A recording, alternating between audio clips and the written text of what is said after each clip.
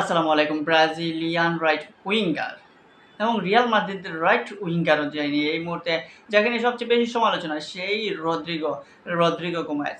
এই রদ্রিগোকে নিয়ে আসলে রিয়াল মাদ্রিদ নাটক করতেছে নাকি রদ্রিগো নিয়ে যেই নাটক করতেছেন কিছু বুঝে উঠতে পারতেছি না। রিয়াল মাদ্রিদ এই বলে রদ্রিগোকে রাখবে আবার এই বলে ছাড়বে। এইরকম কথাবার্তা মিডিয়ার সামনে আসে। এমনকি রিয়াল মাদ্রিদ এখন পর্যন্ত স্পষ্ট করে বললেও না যে আসলে রদ্রিগোকে তারা আরেকটা সিজন রাখবে কিনা রাখবে না। নতুন কোচ যাবে অ্যালানসো এলেন, রদ্রিগোকে টুকটাক কিছু পরীক্ষাও করলেন এবং সেখানে পরীক্ষায় মনে হইলো যে আলানসোর কাছে যে রদ্রিগো খুবই একটা ভালো অবস্থানে নেই। কারণ আমরা দেখেছি তারা যখন পিএসজির সাথে হেরেছে, তার পূর্বের ম্যাচেও যখন তারা খেলেছে প্রত্যেকটা ম্যাচেই রদ্রিগোকে উপেক্ষিত দেখা গেছে ম্যাচে এবং লাস্ট পর্যন্ত পিএসজির সাথে 4-0 গোল খেলেও ওই ম্যাচে রদ্রিগোকে রিয়াল মাদ্রিদ দলে নেয় নাই, এমনকি সাব হিসাবেও মাঠে নামায় নাই। সো রিয়াল কোচ জাবি আলোনসোর সাথে রদ্রিগোর যে সম্পর্কটা সেই সম্পর্কটা স্পষ্ট যে তেমন একটা ভালো না। কিন্তু এই রদ্রিগো এখন যাবেন কোথায়?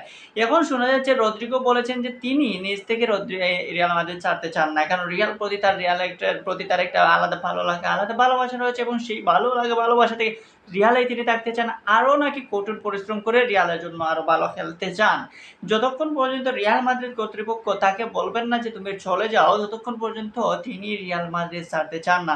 সো রদ্রিগো এবং রিয়ালের এই নাটক কবে শেষ হবে জানি না। দল বদলের এই খেলায় রিয়াল মাদ্রিদ আদৌ কি রদ্রিগোকে রেখে দেবে নাকি রদ্রিগোকে ছেড়ে দেবে সেটাও বোঝা যাচ্ছে না।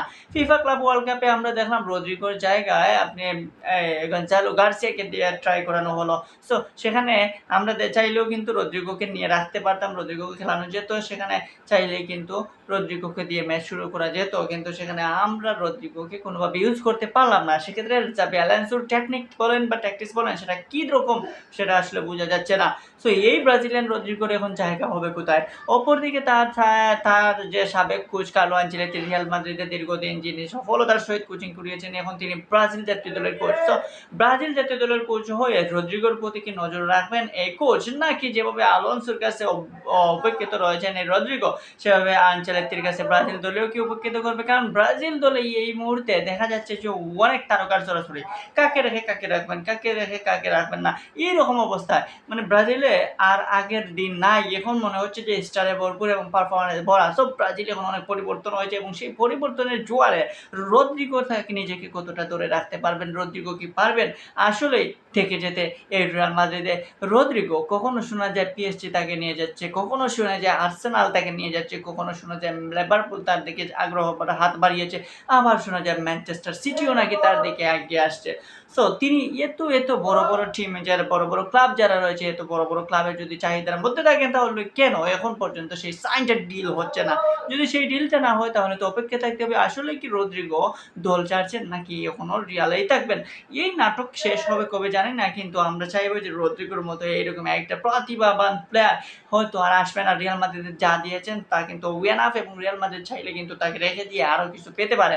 কারণ রিয়ালের দেওয়ার মতো এখনো অনেক কিছু রয়েছে এই রদ্রিগোর। সো এই রদ্রিগো ফুরিয়ে যান নাই, এই রদ্রিগো শেষ হয়ে যান নাই, এই রদ্রিগোর এখনো সময় রয়েছে।